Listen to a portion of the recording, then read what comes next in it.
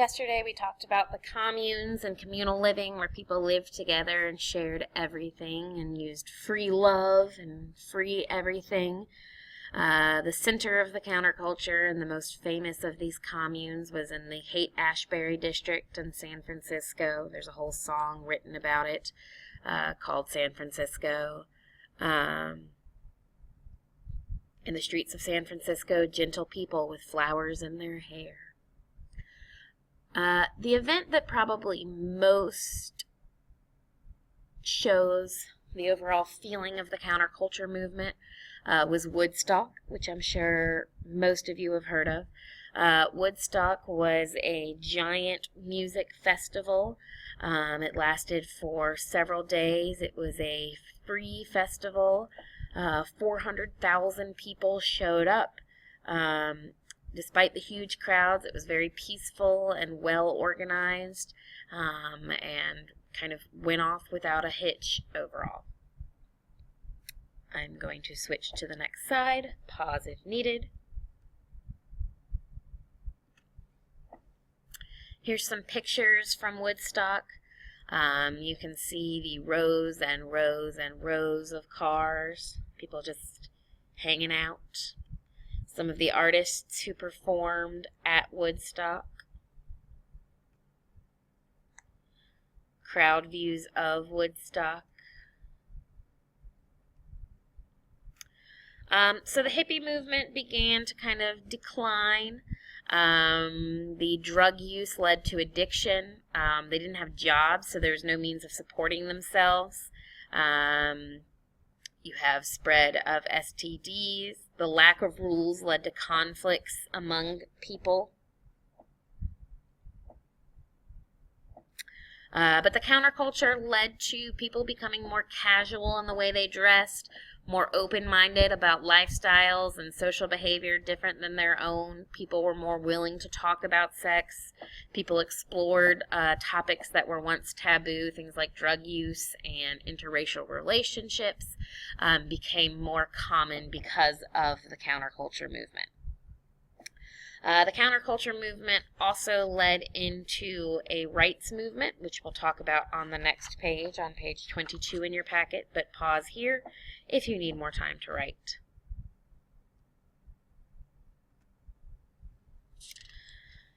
All right, so the first of the rights movements we're going to talk about is the Latino movement, and the first goal was to improve working conditions. So most Latinos in America in the 1960s and 70s were migrant farm workers, and there was no real protection for them. So a man by the name of Cesar Chavez worked to create change. And while there were no specific laws passed, working conditions for migrant farm workers were improved. He started the United Farm Workers, who led a massive grape boycott that helped to improve working conditions for farmers in California. Pause if you need to. Other goals of the Latino movement, educational programs for Spanish-speaking students. They wanted classes to be taught in Spanish, there to be more Latino teachers in schools, and more support programs for students who were learning English. They got the Bilingual Education Act passed, which allowed for ESL and ELL classes, English as a second language, and English language learner classes. They also wanted to have more political power, so to be better represented in the government. They started MAPA, the Mexican American Political Association, which used candidates and lobbyists, voter registration drives, things like that to help the overall political power of the Latino Americans in America. Moving on, so pause if needed. You also had a push for more Native American rights. They wanted to have more control over their own lives and have more secure lives. AIM, the American Indian Movement, drafted the Declaration of Purpose, which was all about self-determination and wanting more opportunities and kind of wanting to recover from all that had been done to them by the United States government. They also wanted to restore Indian lands that had been taken to them, particularly burial grounds, and to have more fishing and timber rights and lands, or, the ability to cut down trees and such in lands that used to be theirs. They seized Alcatraz, the old island prison in San Francisco, and kind of used that as a base to try to get what they wanted. Moving on to women, so pause if needed.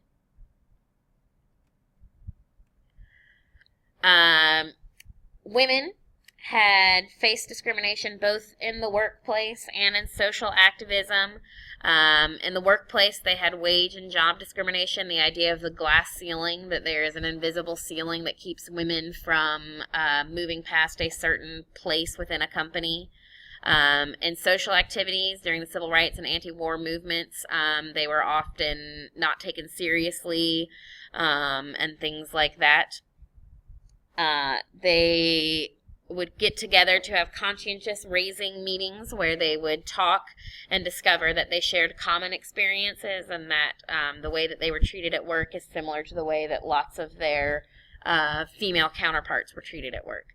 So this led to the idea of feminism, which is the theory that the patriarchal or man-led system oppresses women and that women should be treated equally. This is obviously still something that is hotly contested today. Moving on to Betty Friedan, so pause if needed. So Betty Friedan wrote The Feminine Mystique. And in this book, she talked about how women should take action to create happiness for themselves, and that women did not have to just do what society told them to do, or what their husbands told them to do, or what they felt like they had to do for their family, but that they needed to get out and do things that made them happy because they deserved to be happy. And pause if needed. The Civil Rights Act of 1964 was a huge asset to the women's movement. The Civil Rights Act of 1964 prohibits discrimination based both on race and on gender. So women used this as a tool in their movement to try to create equality for themselves.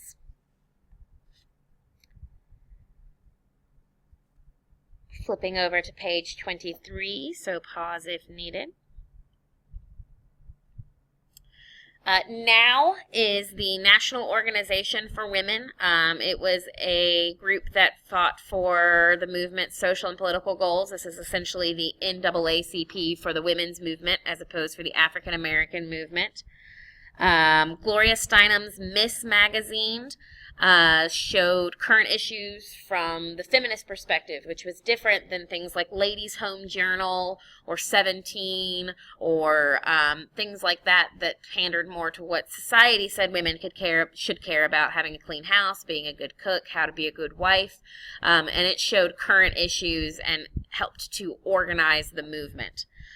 Gloria Steinem once went undercover in the Playboy Mansion to kind of explore how the Playboy bunnies were treated.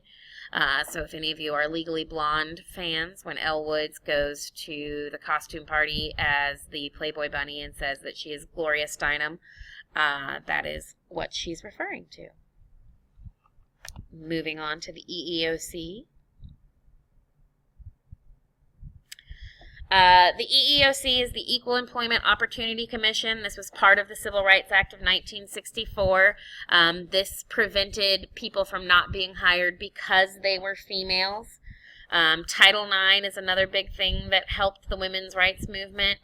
It required schools to provide equal funding for women's sports. So if you had a men's basketball team and a women's basketball team, you could not provide more money to the men's basketball team than the women's basketball team.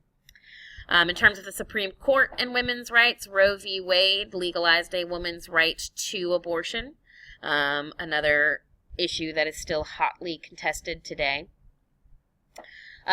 Surprisingly, not every woman was pro-women's movement, and we'll talk about that on the next slide, so pause if needed. The Equal Rights Amendment was an amendment which would create complete equal rights for women. It has never actually been ratified. We do not have an Equal Rights Amendment to protect the rights of women. Phyllis Schlafly was a woman who headed Stop ERA, Stop Taking Our Privileges. She believed that if we had the Equal Rights Amendment, that women would be able to be drafted because they would need to be treated equally. It would end laws protecting homemakers, women who stayed at home and didn't work. It would end husband responsibilities and would allow same-sex marriages. Lastly, today we're going to be talking about the Environmental Protection Agency. So if you need to pause, now would be a great time to do so. So the environmental movement was inspired by Rachel Carson's Silent Spring. It was a response to the social movement realizing that we only have one Earth and that we need to protect that Earth. Some of the acts passed during the environmental movement was the Clean Air Act and the Clean Water Act. Both of these, again, are trying to protect nature and to protect this one Earth on which we live.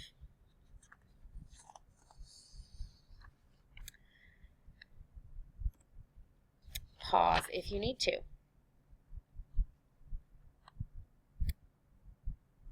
So when you came in today, you should have picked up the Rights Movement brochure handout and a blank sheet of paper. You are going to create a trifold Rights Movement pamphlet. Basically, you are advertising for the rights movement of your choice, either Latinos, American Indians, women, or environmental. You're going to include the names of important people within the rights movements, the goals of the movement, a quote about the movement. You can use the textbook for this, or for all of this, you can use the textbook on pages 890 through 907. Things that the rights movement achieved, long-term outcomes of the reform movement, so things that we have now because of the reform movement. And then you need to make it pretty. Drawings which add to the understanding of what the movement is about. Neatness, readability, creativity. It should look like a pamphlet which is advertising a speech or an event for the movement of your choice. This is due at the end of class, and anything not turned in by the end of class, if you try to turn it in to me on Monday, it will be a 0, so be sure that you get it done. Have a great day, and I miss you all dearly.